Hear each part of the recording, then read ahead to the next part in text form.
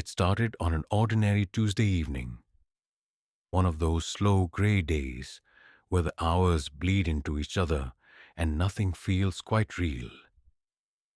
I had just moved into a small two-bedroom apartment on the edge of town. Rent was cheap and the place had character. Old wooden floors that creaked when I walked, high ceilings, and a large antique mirror left behind by the previous tenant. It was mounted on the wall in the hallway, too heavy for me to move even if I wanted to.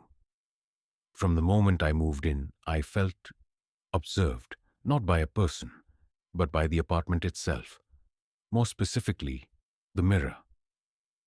I'd catch myself glancing at it as I passed, and each time, a strange sense of disorientation would wash over me, like my reflection had just returned to place a millisecond late. But I told myself I was imagining it. Moving stress, poor sleep, new surroundings. One night, while brushing my teeth, I paused and looked into the mirror. My reflection stared back, naturally, but something about it unsettled me. I lifted my left hand to scratch my head. In the mirror, my reflection did the same. Only, it was slightly delayed, almost imperceptibly. I blinked hard, leaned forward, and stared into my own eyes. Everything looked normal. I chalked it up to fatigue. The next few days, the incidents escalated, subtly. One morning, I saw a flash of movement in the mirror behind me, as though someone had just stepped out of the frame. But when I turned, the hallway was empty. Another time, I caught my reflection smiling while I was frowning. Just for a split second. So fast I doubted what I'd seen. I even tried taking a video on my phone while I moved in front of the mirror, hoping to catch the oddities. But every time I recorded, nothing seemed out of place. It was only when I was alone, without the lens of a camera, that things felt off. Late one evening, around 1 a.m., I was heading to the kitchen for water. The apartment was silent, save for the low hum of the fridge. As I walked past the mirror, I caught something in my peripheral vision and stopped. I turned slowly and stared. My reflection was already facing me, as if it had been watching me before I turned. I hadn't moved. My hands were at my sides, but in the mirror, my reflection's hand was twitching, fingers subtly moving, as if drumming against an invisible surface. I stood frozen. Then, without thinking, I reached out and touched the cold glass. My reflection did the same. But just as our fingertips met, I swear I felt the slightest pressure from the other side, like someone pushing back. I stumbled backward, heart pounding, and the reflection moved perfectly in sync with me again. Everything looked normal. Too normal. That night I didn't sleep. I sat in the living room with the hallway light on, eyes flicking nervously toward the mirror whenever I heard the floor creak. Something was wrong, deeply wrong, and I didn't know if it was in my head, or if something else was watching me from inside that glass. Whatever it wasn't me. Not exactly. The days that followed were a slow descent into unease. Every time I walked past the mirror, it felt more like a confrontation than a reflection. I tried ignoring it, avoiding eye contact with the glass as much as possible. But that only seemed to make things worse.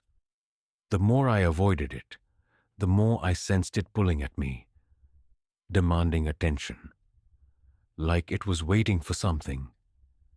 It wasn't long before the hallucinations, or whatever they were, grew bolder. One morning, as I passed the mirror on my way to work, I saw something impossible. My reflection was still in bed, not standing, not walking with me, just lying there, behind the glass, staring at the ceiling. I froze mid-step, heart pounding, and when I looked again, it was gone. My reflection was back, mimicking my terrified expression, wide-eyed and pale. I tried to laugh it off, but the chill in my spine wouldn't go away. Later that evening, I decided to test the mirror. I stood in front of it, holding a candle. I moved it slowly from side to side. In the mirror, it followed perfectly at first. But then, ever so slightly, the flame began to sway in a different direction. Almost like the wind inside, the reflection was blowing from a different angle. There was no breeze in my hallway. No windows open. My stomach turned as the realization settled in. The mirror was not just reflecting me. It was imitating me, and not always correctly. That night, the dream started. Distorted visions of myself locked inside the mirror, screaming while my reflection, no, the thing wearing my face, walked free in the world. I would wake up in a cold sweat, always around 3:11 a.m., and every time, I'd find the mirror fogged up, as if someone had been breathing on the other side. I started hearing whispers, not words exactly, but broken sounds, like someone trying to speak underwater. Sometimes I'd wake up and find fingerprints on the glass. Long, narrow prints, as if someone had pressed their hands against it from the inside. I live alone. The worst moment came about a week in. I was brushing my teeth when I noticed something off about my reflection's eyes. They were too still, too dark, almost empty. I leaned in closer, staring, and it stared back. Then, just for a second, it smiled. Not a subtle grin. A wide, knowing smile that didn't reach the eyes. My own face, twisted into something that didn't feel human. I stumbled backward, knocking over my toothbrush cup. When I looked again, my reflection was back to normal. Shaken, I ran out of the bathroom and covered the mirror with a sheet. But even with it hidden, I couldn't shake the feeling that it was still watching me, still studying me. Things escalated further. Lights flickered when I passed the hallway. My phone would glitch and display distorted images whenever I took photos near the mirror. Once, I tried to leave my apartment and found the front door wouldn't budge, as if some invisible force was keeping me inside. It was only after I turned and faced the mirror, just faced it, that the door unlocked. It was becoming clear that the mirror didn't just show my reflection. It wanted something. I didn't know what, but I was certain of one thing. Something inside that glass was learning how to be me, and it was getting better at it every day. I couldn't take it anymore. After nearly 2 weeks of torment, I decided the mirror had to go. I researched everything, paranormal forums, occult websites, even reached out to an antique dealer who specialized in haunted objects. The best advice I got was to destroy the mirror and bury the shards far away. But every time I worked up the nerve to do it, something stopped me. Once, I grabbed a hammer and stood in front of it, breathing heavily, ready to smash the glass.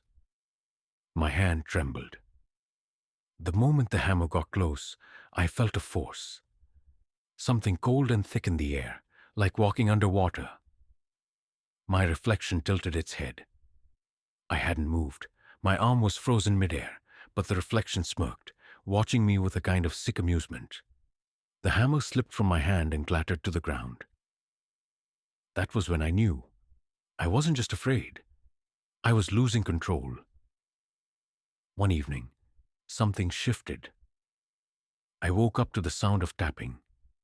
Steady, rhythmic tapping, like fingernails against glass. It was coming from the hallway. I stayed in bed, holding my breath, staring at the doorway. The tapping continued. Louder now, Faster. Then it stopped. A long silence. Then 3 knocks. Firm, deliberate.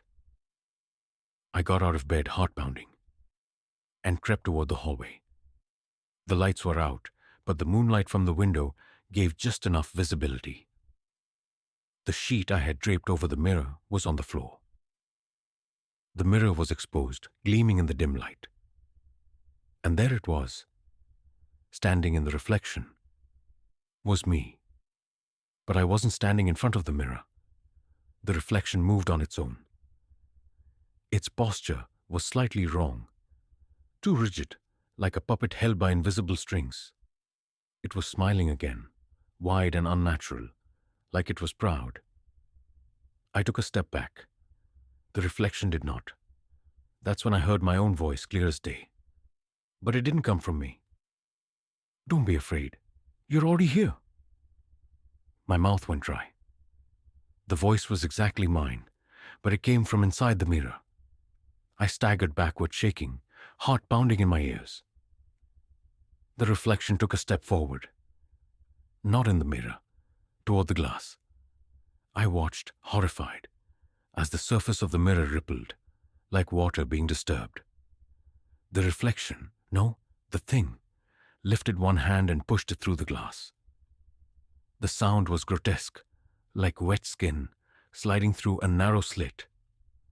Then came the forearm, the shoulder. It was climbing out. I was paralyzed, mind racing. I wanted to scream, but no sound came out. The thing dropped one foot onto the floor, then the other. It was out, and it looked just like me. It wore my face, my clothes, even had the tiny scar above my left eyebrow. But its eyes, they were cold, empty, like looking into a bottomless well. It stared at me for a long moment, then did something I'll never forget. It smiled, just a little, and said, "Thank you." Then it walked past me, casually, like it had always belonged. I stood frozen in place, barely able to breathe. My body wouldn't move. I turned slowly, watching it disappear into my bedroom. The lights flickered and went out. For a moment, everything was silent. Then I heard the sound of my own voice again, from inside the mirror. But this time, it was me. I rushed to the glass, trembling. The surface had gone solid again. My reflection was there, my real reflection, pounding on the inside, eyes wide with terror, mouthing words I couldn't hear. I was trapped. It had taken my place. The thing now walking around in the world, with my face, my body, my voice. It had succeeded. No one would know the difference. It had studied me long enough, mimicked me well enough. The people at work, my friends, my family, they would never see it, never question it, because it wasn't just wearing me. It was me now. Inside the mirror, days passed, or maybe weeks. Time felt different there. I screamed until my throat burned. I begged. I wept. But there was no one to hear me. And the worst part?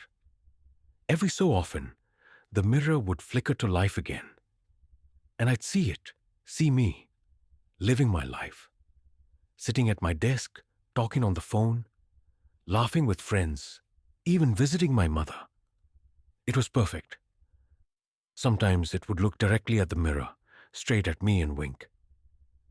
A cruel reminder that I was nothing more than a memory now, a prisoner in the glass. Until one night, someone new moved in, a girl. She found the mirror when she unpacked. She looked at her reflection and smiled. And for just a moment, her smile didn't smile back. That's when I realized something. The mirror doesn't just take one. It feeds. And I wasn't the first. And I won't be the last.